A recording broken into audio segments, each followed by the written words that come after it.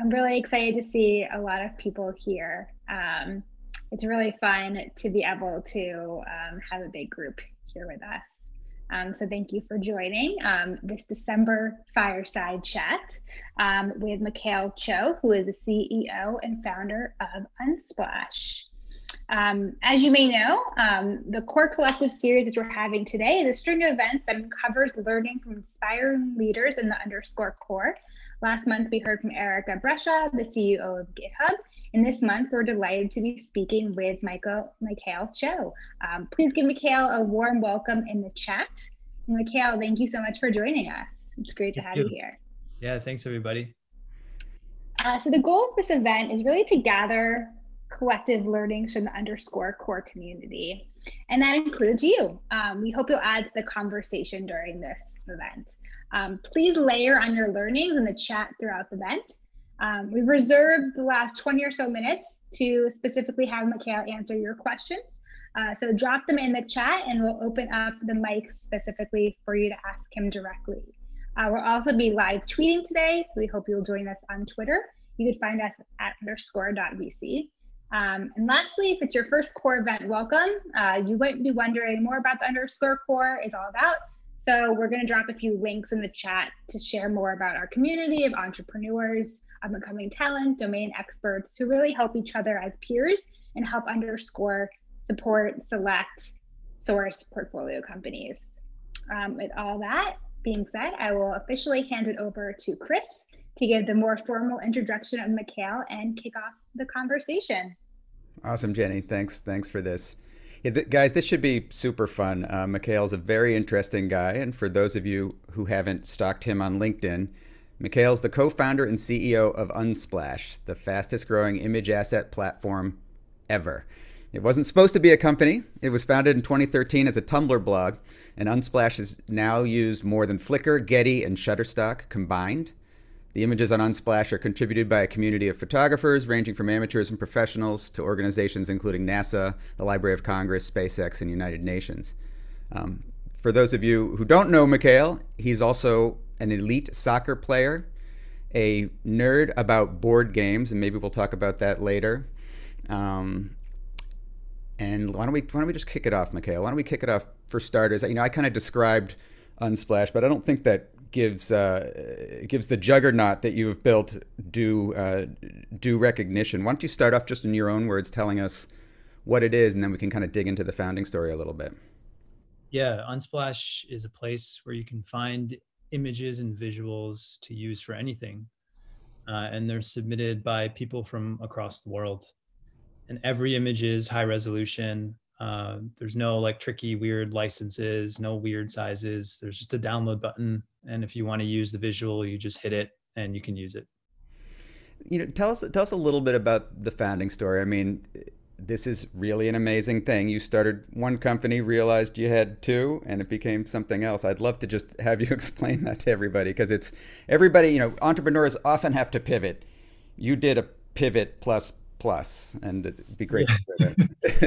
Yeah, there's some kudos even to our early investors and the early team for going through some of those crazy iterations. It's like a hurricane of iterations. It wasn't just tiny improvements. Like, we started with totally different ideas and evolved them into, within the first year, there was probably 3 or 4 completely different ideas as we were just trying to get something figured out as a company.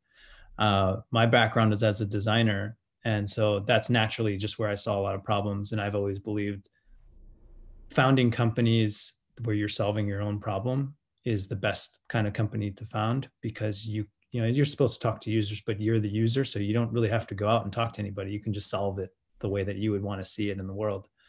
The first thing that we made was, I used to work in an agency, and I just found a lot of issues with the creative process, so many things getting in the way. I'm like, what if we could automate all of that? And we were able to connect quality, creative talent with high quality projects. I was a freelancer, and just finding like high quality work consistently was a really difficult thing. And I knew that people who were looking for high quality freelancers, that was a challenge too. It was like, how do you find great people? So we set up basically a service that would do that. And then we automated the legal, the accounting, got all that stuff out of the way. But those sorts of platforms take a long time to build. So to really build a strong business around that, you need to typically own the transaction. And to own the transaction, you have to build a ton of value. You have to build like all those services, accounting services, legal services, all into one. And it has to be better than, the external other things that you could sort of put together and make for that. So in the meantime, we're like, we need people kind of hanging around this. We don't have a ton of capital to work with. We're going to need to show some traction that there's something here if we're going to be able to raise enough capital to really build this the way it should be. So we started thinking of ways that we could grow the site. We didn't have a ton of money, so we knew we needed to do something totally unique. And we just started thinking, like, what's another level? We can't just do like content marketing. Everybody does that. We can't just do a blog. We can't pay for Facebook ads. So like, what would kind of be versions of that on steroids? And that's where the Unsplash idea came from. We said, well, I was a designer, always found this problem finding good images I knew I could use. There's all these people who are going to hire creative talent, design talent. They're all looking for images. So this is a problem that somebody's going to have maybe before they're about to hire somebody. Let's make that thing. And that'll be sort of like this growth thing where maybe there's a way we don't even have to spend a ton of time on it, and it'll just refer potential customers and leads to the site. We took 10 images left over from the photo shoot from the first version of that company. The company was called Crew.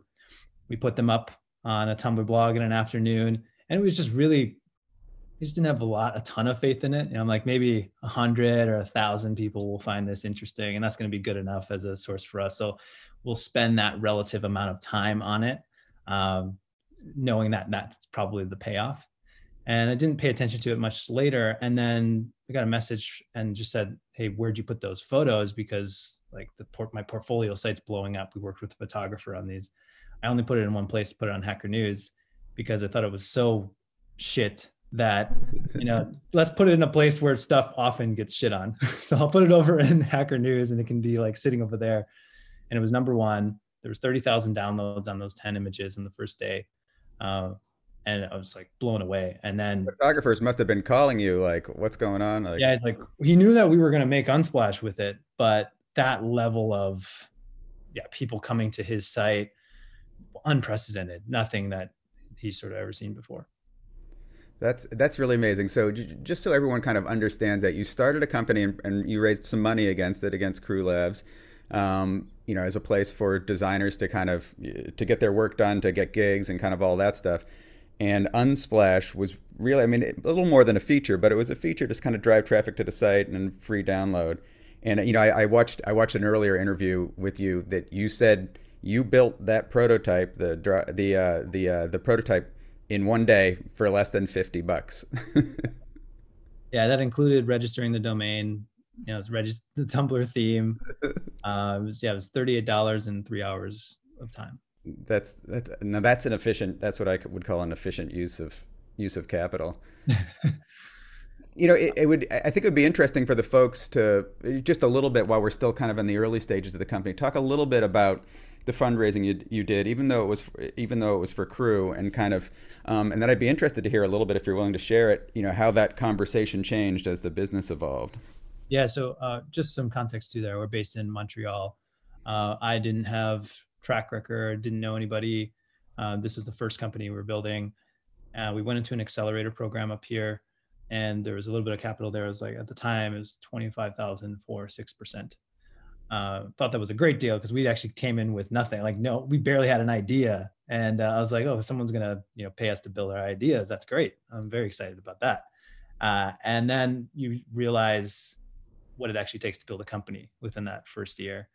We ended up raising a seed round, $500K at that time. This was 2012. Okay. And that was sort of that first year, and we started to run out of that. And that's where the ideas for Unsplash came about. We had changed business ideas even on that capital a couple times until we landed on the marketplace for creative talent, which was called Crew. That happened about 6 months into that capital. So we only had about 6 months left of that, and we had to be really, really scrappy to figure out how to sort of grow that to get to the next level of financing. Mm-hmm. And because of Unsplash and that mentality then that we had built into us, we were able to grow significantly in that first year. I think every month from that point on, it was at least 30% month over month growth. We were able to raise a $2 million round that fall. And a large reason why was because people saw that scrappiness around trying to build a marketplace up. That is the toughest thing to crack. Like, marketplace ideas are somewhat obvious. It's like, these people need these people and you need to connect them, and the internet's going to be very efficient. But usually the challenge is, can you figure out how to solve that initial chicken and egg problem between the supply and demand? That's usually the first major risk. And the people who can solve that, you've seen this with Airbnb, being creative with the cereal in their apartment and like trying to figure out those ways to get people to initially get traction on the service. So let me just make sure I have this right. So 25,000 to 500K to a 2 million to a 2 million round, and you were still running the two companies in parallel at that point. Yeah, and Unsplash really was not a company. Like, there was nobody on it. I would go in every 10 days. We did 10 images every 10 days and would just refresh. People would submit images and we would send out a newsletter, and it would just refer people to customers to Crew. So this was still, so you were still operating as Crew, and you had this feature that was demonstrating kind of surprising growth off to the side. So what happened next? Yeah, so that was 2013, and by 2014, Unsplash had 32x'd. So we were in some interesting decisions. We had to move it off of Tumblr, wasn't able to host, properly the number of images. So at that point, it's becoming actually cost that is coming to the company. Sure. And we need to think about, well, how are those referrals now? Now those referrals have changed a bit because there's other kinds of people now using Unsplash, not just people who are building websites and mobile apps. We had all kinds of creators, bloggers, writers. And so there was a discussion at that moment in 2014 where it's like, maybe we should spin this out and this should be a separate thing. I didn't really know the gravity of what that meant, at that time. It was sort of like, yeah, we found another idea. We've got two businesses. Let's spin this out. We'll figure it out. It's going to be easy. We didn't get that spun out, just to give you an idea, for another 2 years. That's how challenging that was. Super interesting. So the conversations on the spin out started 2 years before you actually did it. What, in those early days when it was clear this thing was a rocket ship, what were the conversations like, with your investors? And again, you obviously don't have to share anything that's not appropriate, but I'm just trying to imagine the board meetings. You've got one business, which is the original vision of the company, and then you've got this other thing that's just going hyperbolic. Yeah. So you can imagine we used the board decks a lot for focusing the company. So every quarter we would present the board deck, and you could see the evolution. In 2014, it was all about Crew. How are we growing Crew? And Unsplash had sort of a section in there. And gradually it became, through 2015 and 2016, almost like Crew Unsplash. Unsplash needed its own update because of what was happening. There was so much just going on there. And we were explaining to everybody in the company and investors that we actually ended up having that split. And that's when it starts to become obvious, like these should probably be two separate things, and even more obvious over time. Did it come to you first, or did someone on the board say, hey guys, you ever think about making this its own thing? Is it? Yeah, it came to us, and I think we had good board members who didn't try to push it either. And even they said that after, when I brought it up, and they said, I didn't want to bring it up, but we were thinking that's a similar thing, but we wanted you to come to that same conclusion. That's actually really great to hear. That's heartening for sure. And so start to talk me now through a little bit of the teasing apart of the organizations, because that must have been equal parts painful and exciting. Yeah. So from the 2012 to 2016, Crew, the original company, growing really well. 2016, 2017 is where we hit some like scale issues where it got a bit more difficult. We're at another level of scale now. We were at the time doing about 25 million GMV. So there's all these different levels of, now you're in a marketplace that just requires something totally different. And we were retooling, building that team, getting that ready. At the same time, right next to it, you have something like Unsplash, which just seems like basically if you do nothing, it's going to continue to grow. That's how much the market was pulling for that product. And I think that's what created some of this challenge, because even myself and the management team, we really believed in both businesses. Yeah. But I think it's like, I always had this comparison. If you're at a blackjack table and you've got 15 in one hand and you've got 19 on the other, you could make it on the 15, but one is just like so much more obvious in terms of how it's being attracted in the market and the play that it could possibly be.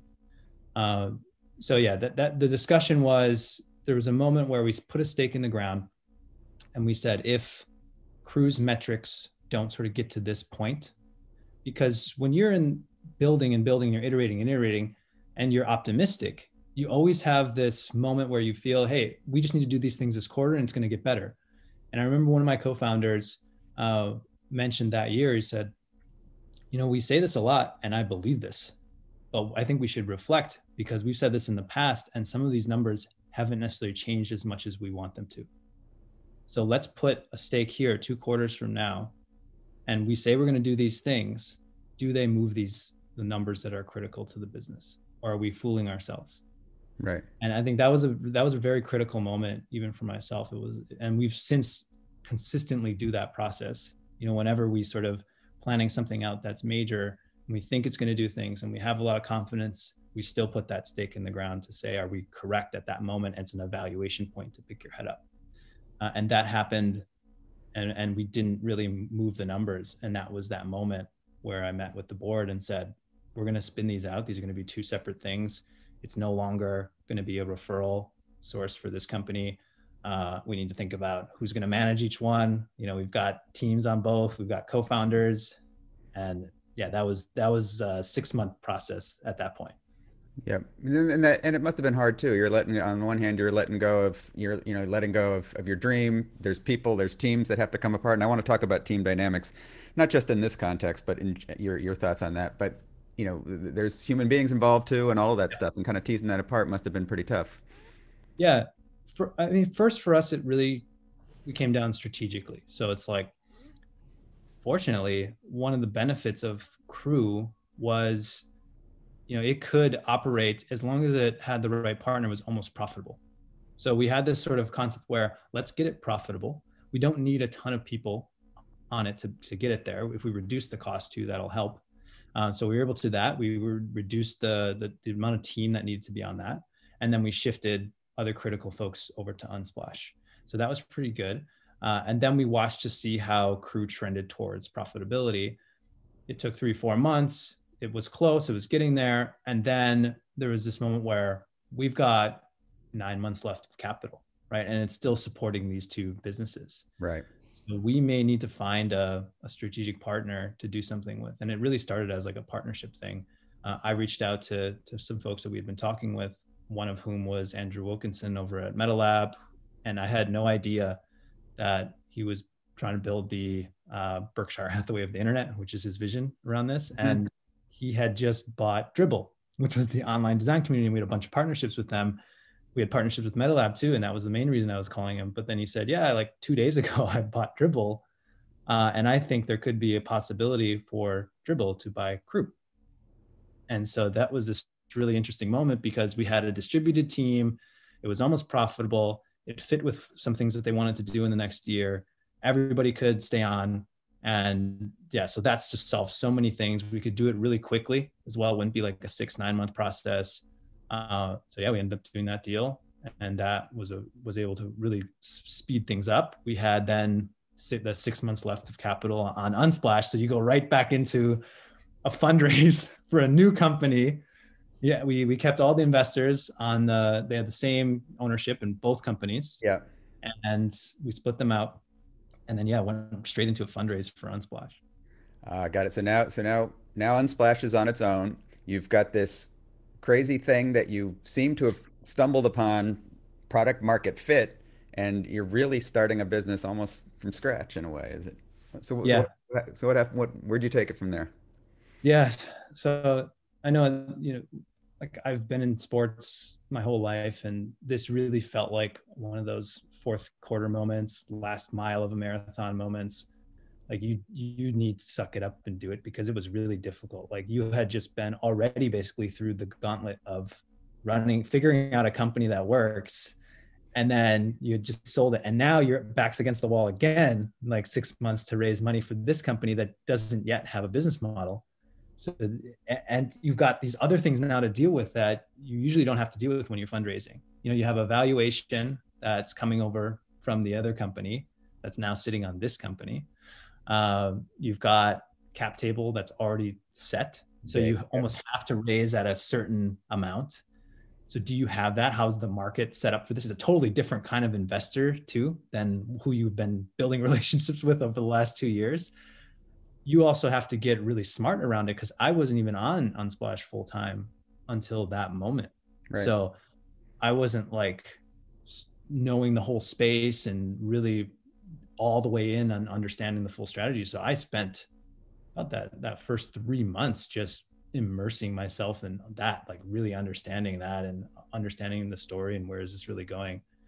That process was the most challenging of the entire like company building process.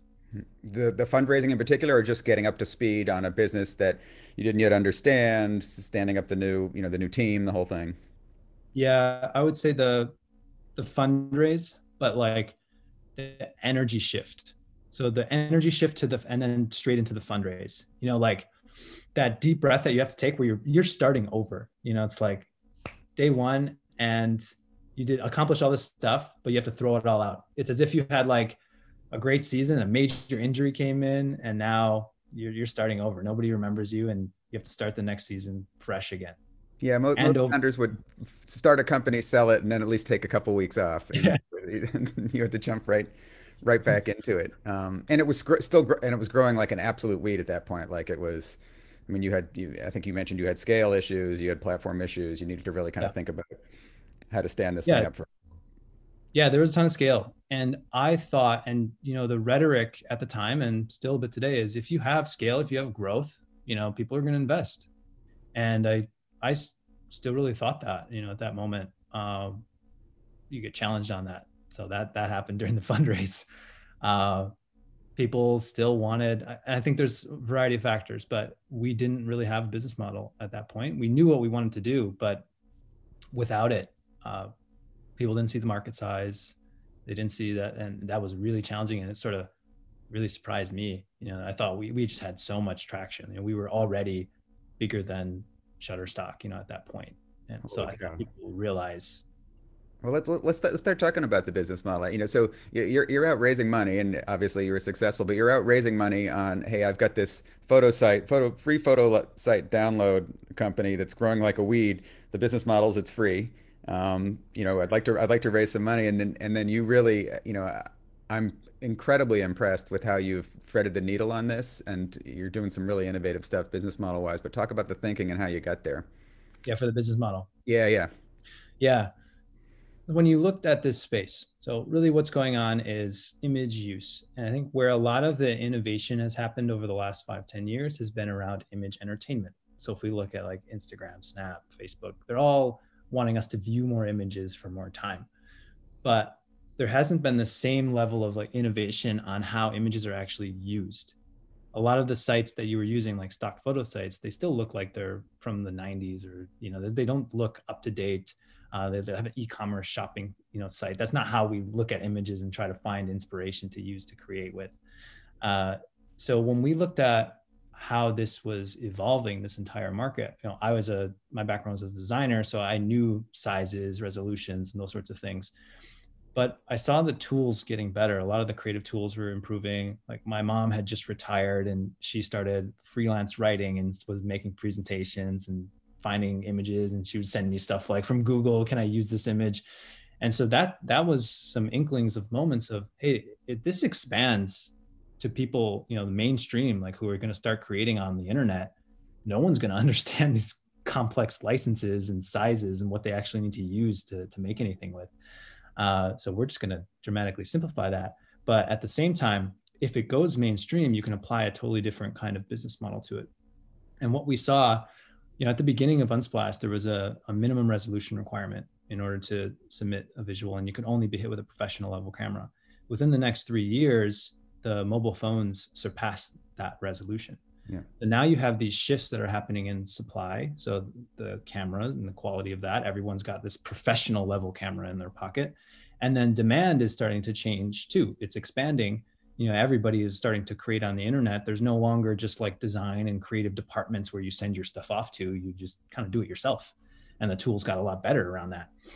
So that's when we looked at the licensing model just does not make sense for the digital internet era.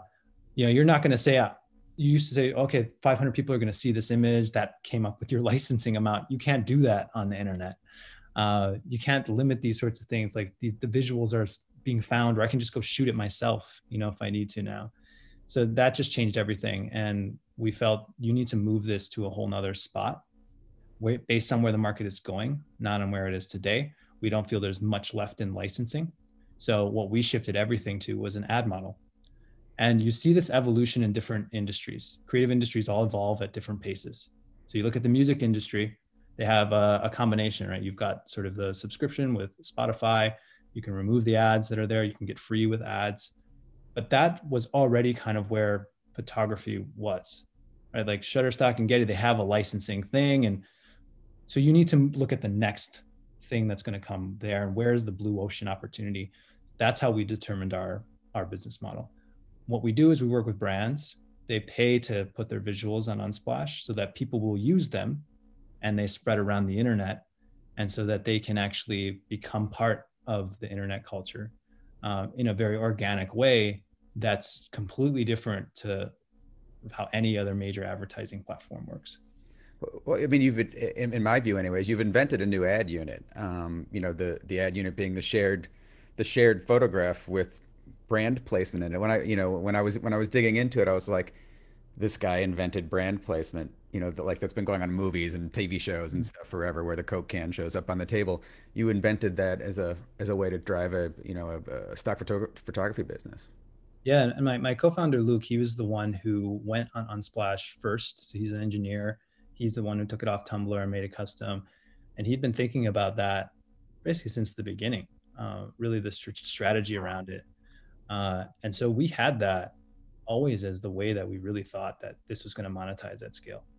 Wow. So, I was going to ask you if it came to you in a bolt of lightning, but that sounds like that was actually strategic. Like you guys were kind of thinking about that from the very beginning. Yeah. And we knew that, people right now, when you hear advertising, it usually scares off lots of investors. And it's because there's just so much dominance between Facebook and Google, right? You just don't see how anybody is going to break through that. Yeah, you're not going to break through it trying to get more data around people, but we don't compete in that spot. We compete in a totally different way. We're saying they're like direct conversion, bottom of the funnel stuff, trying to get more data. We're not going to do any of that. We're just going to use keywords to get you in placements that they could never get you in. The creator is going to endorse this visual. I'm writing something over here. You as a brand are turning what would normally be an ad into an asset. I can use that and make my story better. And then you as a brand get in front of my audience who's engaged looking at this spot. So it just totally shifts how you can think about advertising. And that's risky, but if it works, I mean, the riskiest things, you have the opposite side of that is they are the biggest opportunities. Well, one of the other neat things that occurred to me as I was looking at it is that the ad unit itself, the ad impression, is consumed not necessarily in a Facebook or a Twitter feed, but anywhere. Yeah. And that's pretty, I think that's pretty powerful as well. Yeah. So we look at this concept of centralized advertising versus decentralized. Every single ad platform is trying to centralize you. They're putting ads in front of you on their spot. We're saying, well, what if you could take the combined power of the internet, decentralize it? You don't just show up on Unsplash, you show up everywhere. Yeah, it's really amazing. And when we were talking earlier, you kind of talked about how you started as a product company and turned into a partnership company. Say more about that. Yeah, so I've thought of this, where you're making lots of investments over time, and you're always trying to solve the biggest risk first. That's how we think about it. In those first few years, it's really about getting the product right. How do you get people engaged and they want to use it and they keep coming back? We feel we have a very strong system for that today and in the last few years. So I would say the next evolution where we focus a lot now is on partnerships. So that's that evolution from product to partnerships. And there's so many kinds of partnerships that we have. We have API partnerships. So those are integrations. We're built right into Medium where someone can pull visuals. We've got 8,000 of those kinds of integrations. And then we have these brand partnerships where they become advertisers. We have content partnerships. That's like the Library of Congress and NASA, like putting their visuals on Unsplash. And so they're layering on top of this product architecture that we've already sort of laid over the last few years. And so the next layer that's going to sit on top of that is largely partnership driven. And does that imply further changes to the business model, or how are you thinking about that? It just greases the wheels, same business model. Same, but so there's Yeah. no, you don't have any more tricks up your sleeve there. It's really everything kind of builds on the engine that the flywheel that you've already created. Yeah, yes. I would say putting in the brands into the system was the fourth leg of the table. Mm-hmm. And we had our flywheel, the way we've always looked at is library, discovery, distribution. So if our whole thing has been solving image downloads, which is when someone's downloading an image, it results in tons of views. It results in a lot of potential things that can happen downstream for people who are submitting these images in the first place. That enables them and makes them motivated to submit more images, which helps the library, which leads to more distribution, and it just keeps going around. So all these partnerships, they're just greasing the wheels in all of these different areas.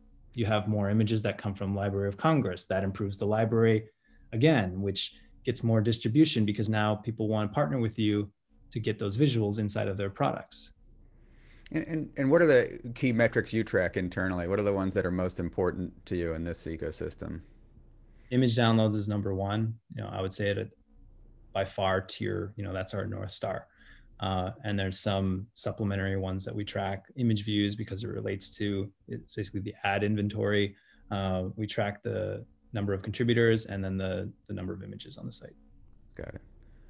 Okay, and one final stop, just kind of on the fundraising. So you kind of talked us through 25 to 500, 2 million. You teased the companies apart. Where are you guys at right now, and what's the thinking? Yeah, so through that difficult fundraise process, we ended up raising 10 million for Unsplash. That was 2018. Mm-hmm. I think part of it too was us understanding even better what is the story and the vision of Unsplash. When you're pitching for 6 months, you start to refine that. When you hear lots of no's and people not seeing what you see, you also look at how are you communicating it. And I think we just got better, a lot better over that time frame. And then of course the site just continued to compound and grow on itself. So we were able to raise the $10 million round. That was 2018. We've been operating on that. We rolled out Unsplash for brands beginning of this year, not knowing a pandemic was coming. So we were very worried about that when that happened. We thought everything was going to go to zero. We weren't sure how things were going to end up. We planned for that, but coming out at the end of the year, we're going to do better than the original plan that we set out. That's awesome. Real brands on the site, major advertisers in the world, Samsung, Microsoft. Amazing, and testament to what you and the team have done. And maybe a good segue to just talk a little bit about team building. I love some of the stuff we chatted about earlier on that front. Not everybody may know this, but you ended up along this journey marrying your co-founder, one of them, just one, which is not something you find in the how to start a company and build a good team entrepreneur 101 handbook and how to kind of navigate that stuff. But you were both elite soccer players, as it turns out, and you talked to me a little bit about how that informed your team building and management style and stuff. I'd love to hear you riff on that for a bit. Yeah, and we were in a relationship before even the company. So the reason why I'm from Wisconsin originally, moved up to Montreal was for her. So I had met her, took a one-way bus, ended up in Canada, lived in her parents' basement, started the company. You're still in her parents' basement. I'm in her parents' house. I've moved up before. So that was sort of the origin of how all that happened. I'm sorry, I forgot the question. Yeah, the question was how your career, both of your careers as athletes, informed team building and how you think about kind of managing teams and motivation. Yeah. So my thinking around that is really I see everybody working today as like mental athletes. So much of what we're doing is knowledge and creative work, and the way if you distill that down, it's the brain that's working, and the brain is a muscle. So it behaves in a similar way as an athlete. And if you want an elite level of thinking and brain power, you need to basically be treating everybody like athletes. And I see that a lot of how we build our team and how we structure things. So we don't work set hours. And the reason is because people have different flows and different energy levels. They come in bursts. You're not meant to be sitting like this 9 to 5 and have this steady hum all day. Like that's not really how you're going to get creative work done. There's some operational tasks that you can do in that way, but usually there's an ebb and flow through your day. And that's the main reason we set it up that way. We've got a trainer on the team, that also helps physically. And then my wife's dad, he's actually a physio, and he comes in every once in a while and will help people, just actually with movement patterns. So it's not just like massages, and that's been related to, massage is kind of like a short term, it'll solve this thing, but you don't know the underlying cause. That's why we actually brought in like a physio, and what are some of the movement patterns and things that we could correct, because if you're in pain, it's really hard to think. It all sort of factors back through that. And so many of the roots of those decisions is based in you feeling really good physically so that you can perform mentally. Super interesting. And how has the pandemic affected your, it's affected everybody's work environment, but how you navigate kind of the management challenges? Everyone's home now. Obviously, people are maybe not working set hours, but you guys humming along? Have you done anything kind of, unique or interesting there? Yeah, operationally, there's no difference for us. We've been always a distributed team. We have a few more people here in Montreal just because we were here, and then your network sort of naturally builds in that area. But half the team is, located around the world. So we've always had that working from home, and the way we operate too, there's little things that we've always done to not create like the second class teammate, right? That happens sometimes when people have this mix. There's like an HQ and there's satellite. One example of that is we never have people in a boardroom and then people calling in. So if we always go to the level of who would have the one person setup. So if there's a one person setup, then everybody's a one person setup. Interesting. And we got specific, we got some of those call booths. So even if there were 6 people in the office, instead of hopping in the conference room, we would all hop in the 6 booths. Now that predated the pandemic, though. That predated, yeah. Oh, yeah. So that's actually really interesting. I think there's some learnings in there for everybody. It's really hard. I was at PayPal for a while, and I was in Boston, and the company's in California. And the hardest thing in the world is to dial into a meeting with 20 people, and you're the guy in your kitchen. That's super interesting. All right, I'm looking at the clock here. We're getting to the point where we want to take questions. I'd actually just, before we switch over, I'd like to just ask you one, which is, what is when people, I'm sure you get peppered by entrepreneurs all the time for advice, but what's the one question that you get asked the most when people are hitting you up for advice on starting a company? Yeah, I think it's getting those marketplace dynamics to hit in the beginning, because Crew is a marketplace, Unsplash is essentially a marketplace as well. So we've done it twice, and I think people are curious about that, because marketplaces, the internet, I think my brain always goes to marketplaces because I always see people who should be connected in an efficient way, and it's not happening. We probably see that all in the world in so many cases, and you feel like the internet can solve this problem, and it hasn't yet. And it's usually because you just can't figure out how to efficiently bring those people together in a better way on the internet yet. And that just comes down to that initial greasing the wheel. How do you get the supply and demand dynamic to work? So I feel that's the number one.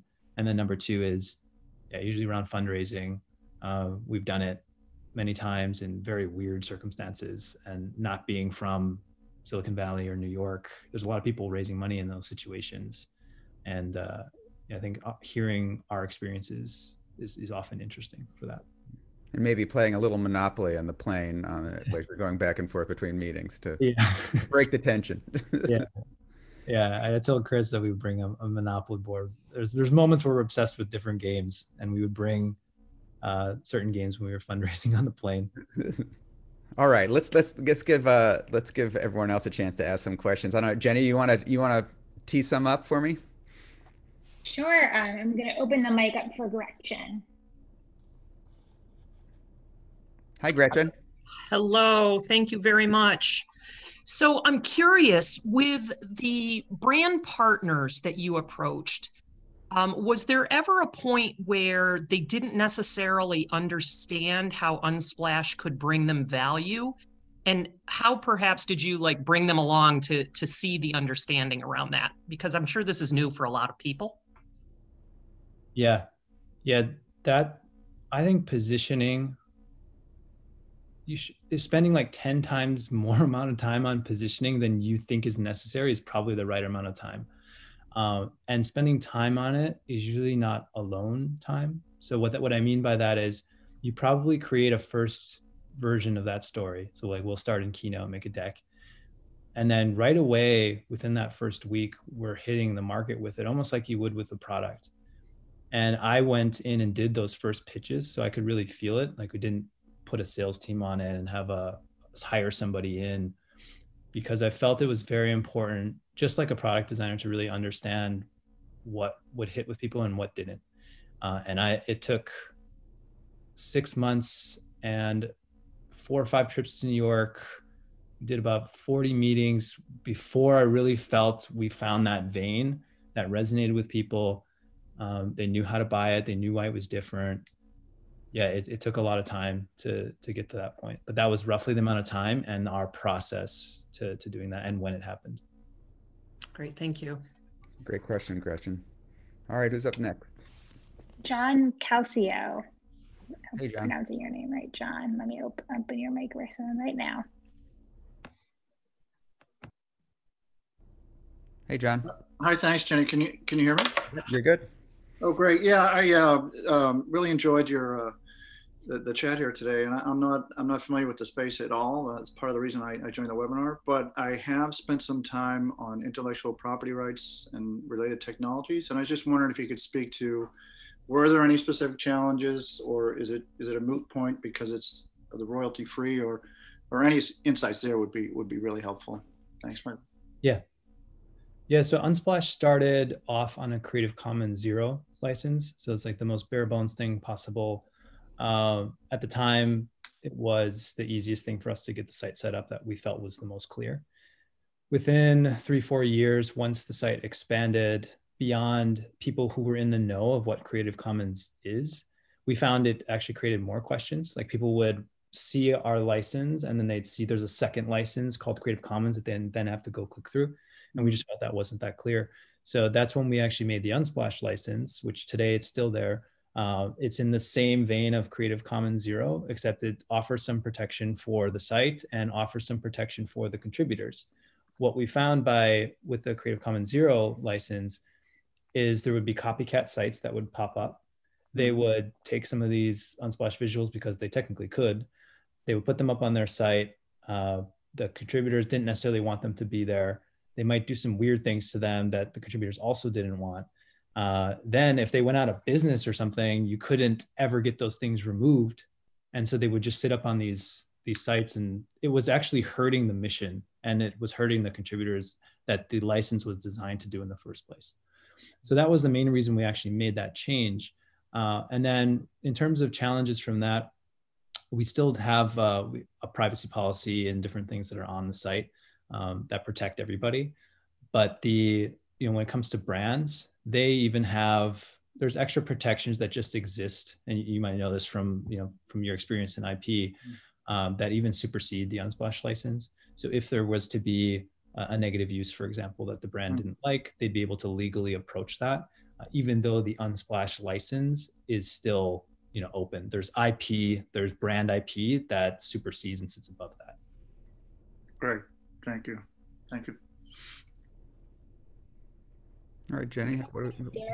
Darren Douglas, I'm opening your mic. Hey, Darren. Hey guys, how are you? Hi from Luxembourg. So my question was just literally like, what advice or information would you love to have got when you were in that chicken and egg moment? And Darren, that was the moment of figuring out how to get like the marketplace to work. Yes. Yeah.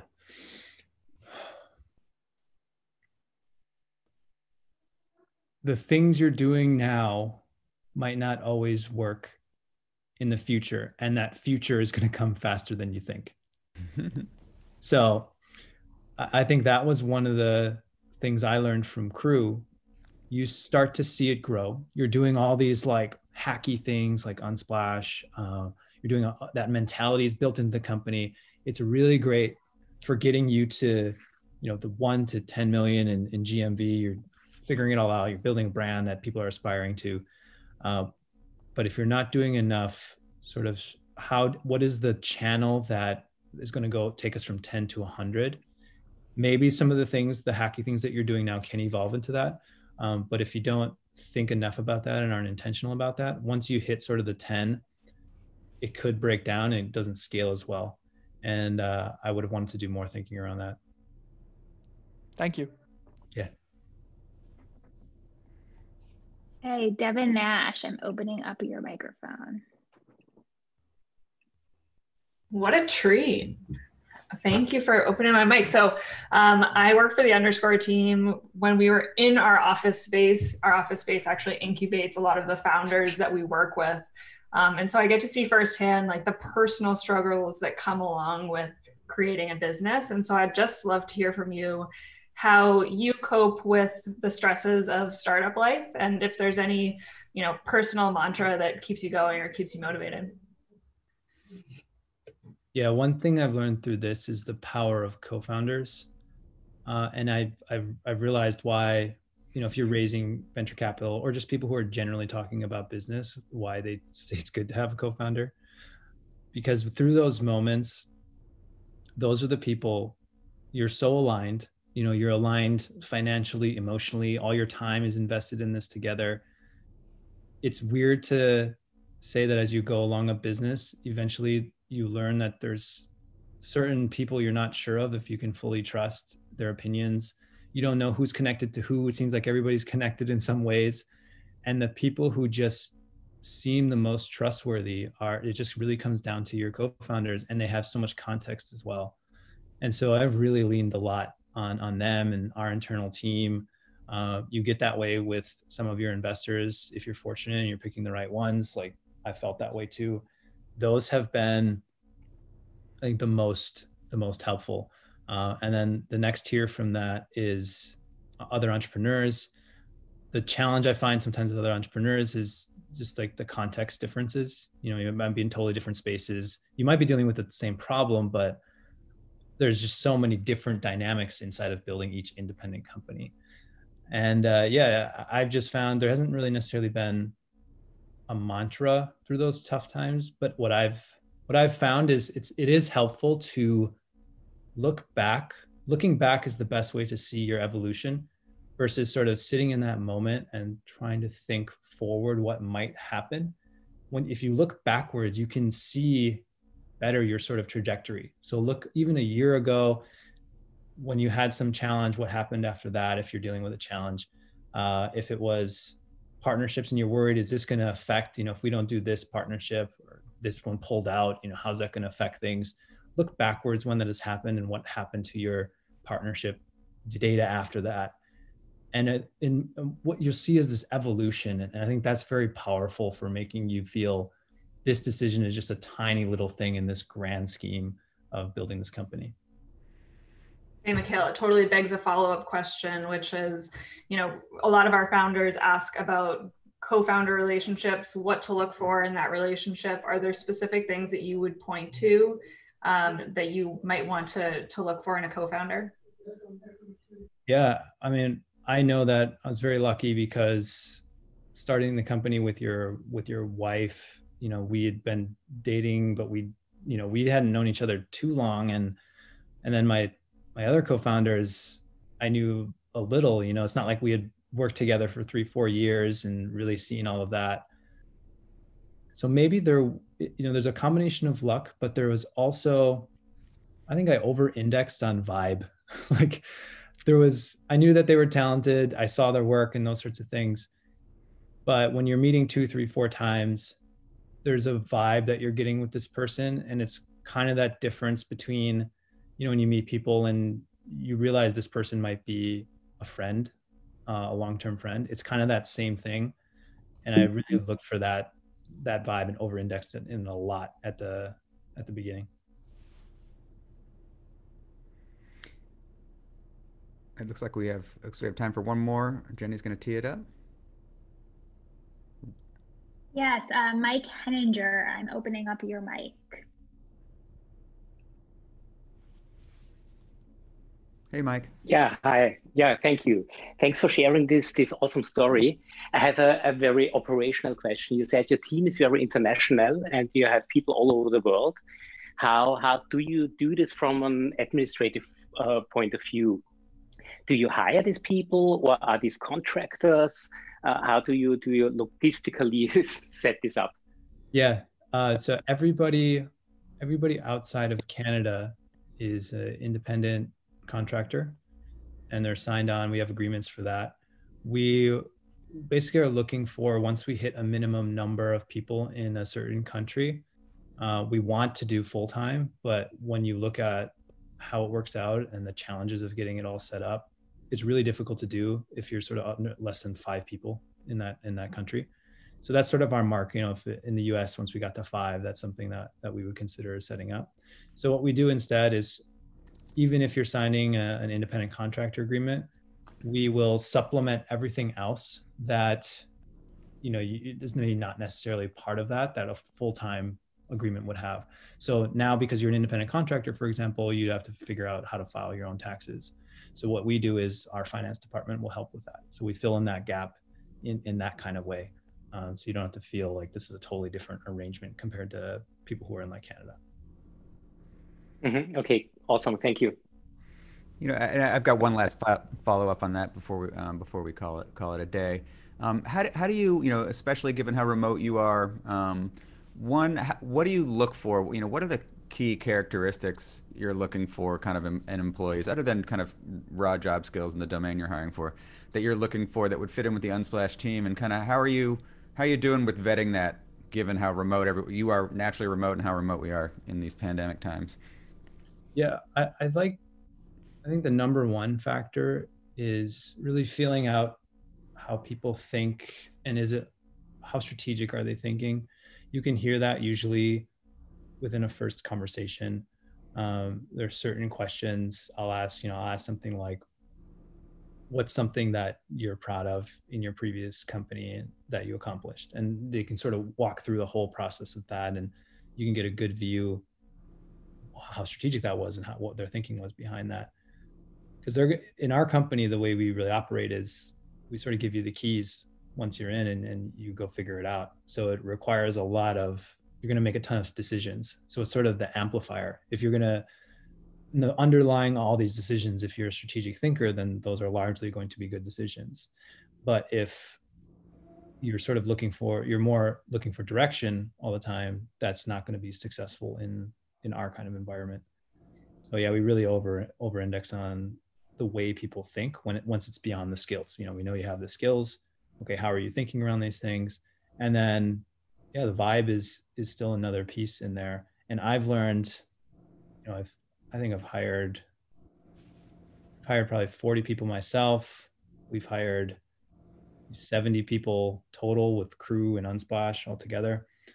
I've learned to pay a lot of attention to like little things that happen in interviews. How does somebody set up the calendar invite? Do they, in today's like not being able to meet in person, are they a salesperson? Do they come on with a phone call, or do they come with video? Do they understand the importance that this is a sale and it helps usually to see the person versus just coming on a phone call? So picking up little trigger words here and there, to be honest is something that I look for, because, well, if you're having to say to be honest, does that mean that the other times you're not honest? And so just these little things I've started to over-index a lot more, because I've seen it over and over again that those little things actually become big things once they're inside the company. And as investors, we know it's all about the team. When you're starting a company, it's all about the team. Little mistakes can become big mistakes. So those are amazing insights. Hey, I got to thank you. This is amazing. This was amazing for me personally, just to hear your story. It's a great one. Obviously, you're enjoying great success, but what a journey. I mean, one company becomes 2, becomes a new company, sell one off, immediately jump into fundraising for the second one, and you're off to the races. Yeah. Thank you so much for sharing that. Jenni, I don't know if you have some wrap up you'd like to do, but Mikael, thanks from all of us. Hopefully everybody on the line enjoyed this. Yeah, thanks for having me, everybody. I really enjoyed this too. Thanks, Mikael. We really loved having you. And everyone stay tuned for a follow-up video and some highlights from the session as well. I just wanted to share on the next screen the upcoming speakers for our January, February, and March events. Feel free to register directly on our website. And if we don't see you again, and have a happy holidays, new year, and we'll see you all together in January.